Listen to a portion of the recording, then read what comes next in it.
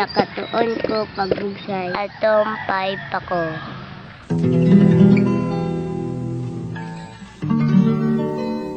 Contentment is a choice. It is not given, but it is a way of life. Contentment is choosing to befriend our inner peace.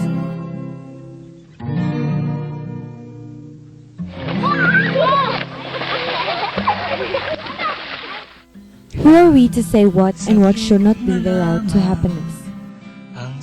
What is happiness? Where do we find it? Are we freed? Or are we just disconnected from reality in our ignorance? Sometimes we drown in our own happiness, our greed, our lust for luxury, that we do not see or hear others. The calluses of a restless mother, the cries of a starving child. There is a story of hope in happiness, happiness in contentment, contentment in freedom. For most, the only real freedom is breaking away from the restraints of corruption, of scarcity, of homelessness, of inequality, of struggle. Po, a story of freedom.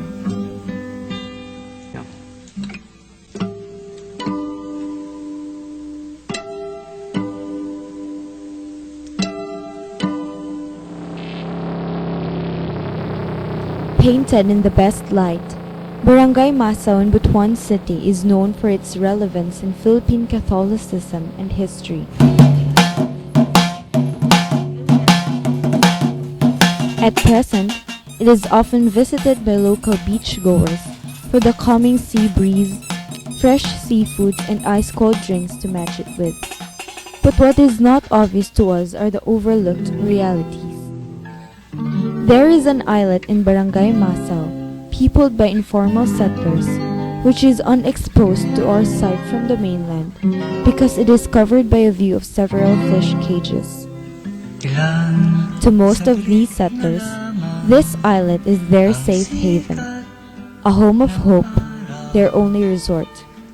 To them, it is an island of freedom, which in layman's term they call the Po. The only mode of access to the Po is through paddling a tiny narrow boat without an outrigger. Having no balance beam, this bawuto is unsteady and risky for first-timers. Dorothy is a typical city girl, a university student, unaware of the means of slum life. Being her first to set foot in the islet, she does not know what's ahead of her and only assumes the bearable. She is assigned to live with a family in Po for over a night to get the gist of how it's really like. Asked to bring nothing but a few extra clothes and a jacket to keep her warm through the night, Dorothy hesitates to begin her immersion.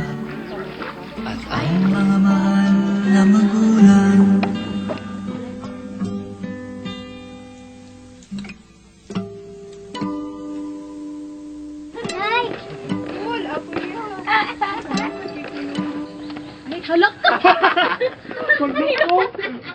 Mera, walang na. May buntag, te.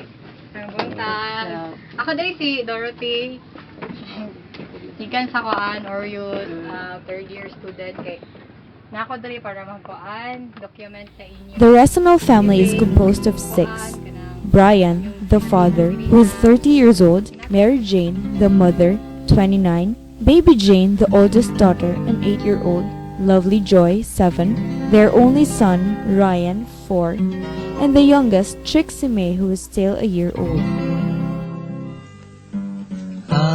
At the stage of planning where and what to shoot, you kinda invent these ideas in your head, but when you arrive at the actual location, you begin to get confronted by reality, and reality is nothing like your imagination. It's more.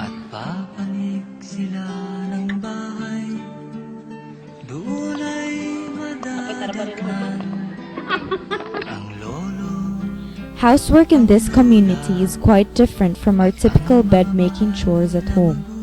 Here, you have to be crossing brine back and forth for almost half the time. Ibungad man ni direct ka? Ah, yeah. Alas 6 na ng hapon, oras ng orasyon. Tahimik sa aming bukid, habang nagdidilim ang paligid, at ang magandang mailarawan ay ang To us, an image of a family sitting around rice and dried fish is another soap opera cliché on poverty. To the originals, it's a lifestyle.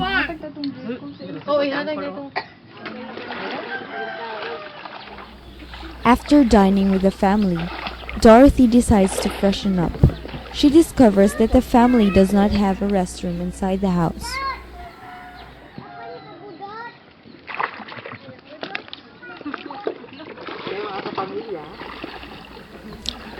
Unfortunately, the public toilet has been out of order for a long time now, and the family as well as Dorothy have to travel back to the mainland for this. Meet baby Jane and lovely Joy, the first two daughters of Brian and Mary Jane. They are elementary students. Every day at sunrise, they have to ride a boat to the mainland for school. Sometimes, their mother takes them and fetches them from school. Most of the time, they travel by themselves.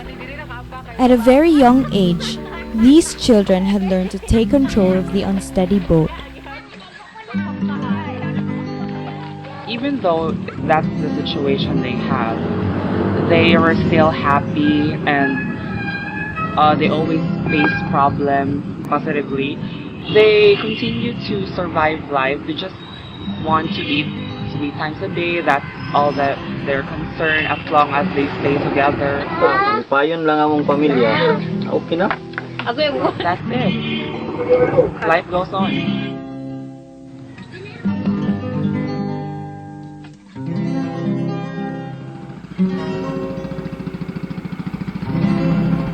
It's 3 o'clock in the afternoon and it's time to harvest bangus fingerlings from the nursery. Dorothy joins along with Brian and his co-laborers on a bamboo raft ride to the ITC fish pond.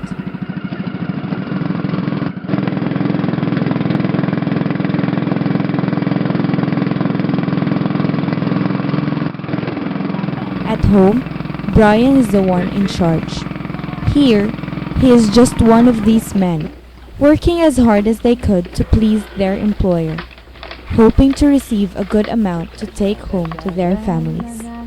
Kumusta man si Brian te nga trabahante diri sa inyong sa similyahan? Yan kay siya ang madala sa oxygen. Without Brian, wala maka-oxygen. Nga isa sa importante sa similya ang pagkuha dito sa oxygen.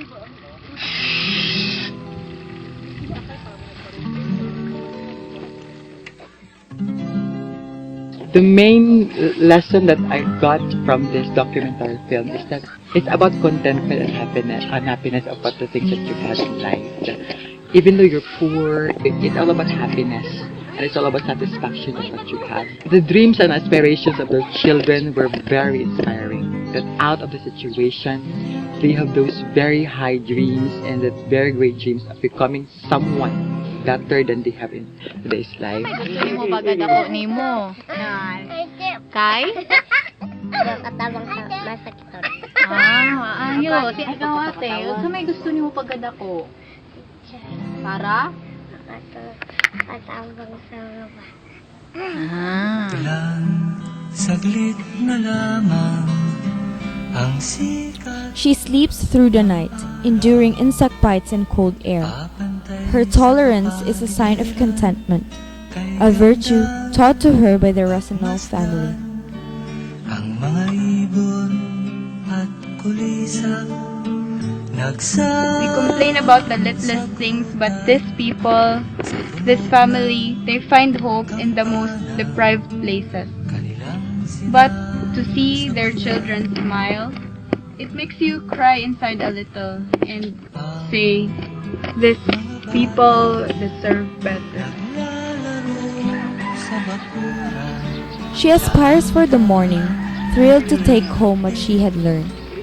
Dorothy knows that at this moment, she is freed from opulence, freed from dissatisfaction, freed from the deception of greed, and freed from ignorance. There is a story of hope in happiness, happiness in contentment, contentment in freedom. This is Po, a story of freedom.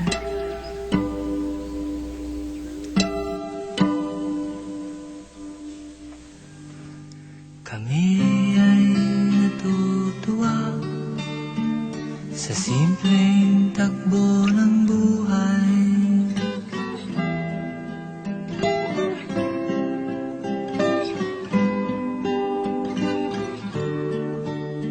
Kami ay natutuwa sa simpleng